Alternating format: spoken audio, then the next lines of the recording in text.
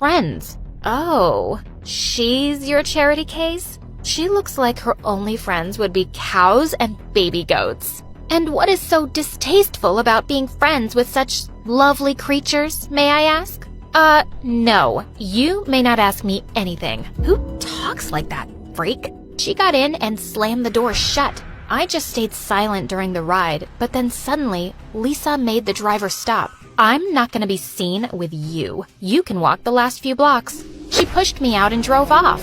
What a witch! Just as I was crossing the road, a sports car came speeding and stopped inches away from me. A cute boy stepped out from the back seat and shouted, "Hey, watch where you're going, loser." Wow, who were these people? Turns out the jerk was in my class along with Lisa. I could see them all looking me up and down, but I just ignored them. Later at recess, I sat alone reading. The boy took a seat at my table with his friends behind him. I don't think I introduced myself before. I'm Vincent. What's your name? You can call me whatever you like. After all, what's in a name? Huh? What are you saying? Would a rose smell less sweet if it was named garbage? Would a fire not burn us if it was called a flower? Would I be less annoyed by you if my name wasn't Marianne? The answer is no. Why are you talking like that, weirdo? So, your name's Marianne? That's kind of pretty. You don't need to remember it. I don't think we'll have much to do with each other. And with that, I just left. Aw, poor Vincent. How does it feel to be rejected by a girl? Oh, please. I just need a little time with her, and she'll be head over heels in love. I can work my magic on any girl. Well, I'm not so sure about this one. Challenge accepted. It was no surprise that Vincent and Lisa were best friends, and their gang was the meanest bunch of kids around. I'd see them picking on smaller kids at recess or poking fun at their classmates. They didn't even spare the teachers. So I was horrified when the physics teacher announced that I'd be paired with Vincent for a project. But he looked delighted. I tried ignoring him and was reading the science book to figure out something when suddenly he snatched it from me. Why are you always staring at a book when you could be looking at more beautiful things? Like me. I don't have time for your nonsense, Vincent. Give that back.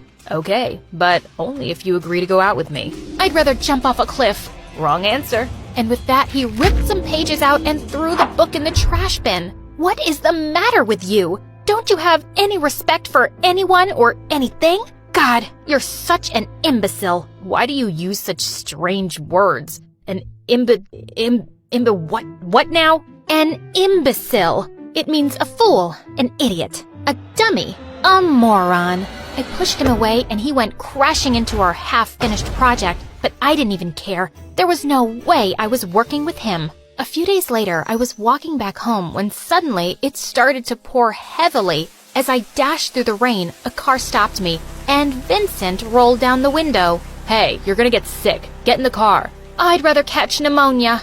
Oh my God. Just get in. Hate me later. Reluctantly, I got in, and a minute later, we were driving up to his gigantic mansion. He quickly led me to the fireplace in the library, and my mouth was just wide open. I've never seen so many books in one place in my whole life. What a treasure this is. Well, you're welcome to take some. I don't read them, and my parents are hardly ever here. I felt a bit sorry for him. That sounded lonely. And suddenly, I remembered something. Oh my God, my parents' picture! I dug through my pockets to find it all wet, and I started flapping it around to dry it. What's that, and why are you acting crazy? It's the only picture I have.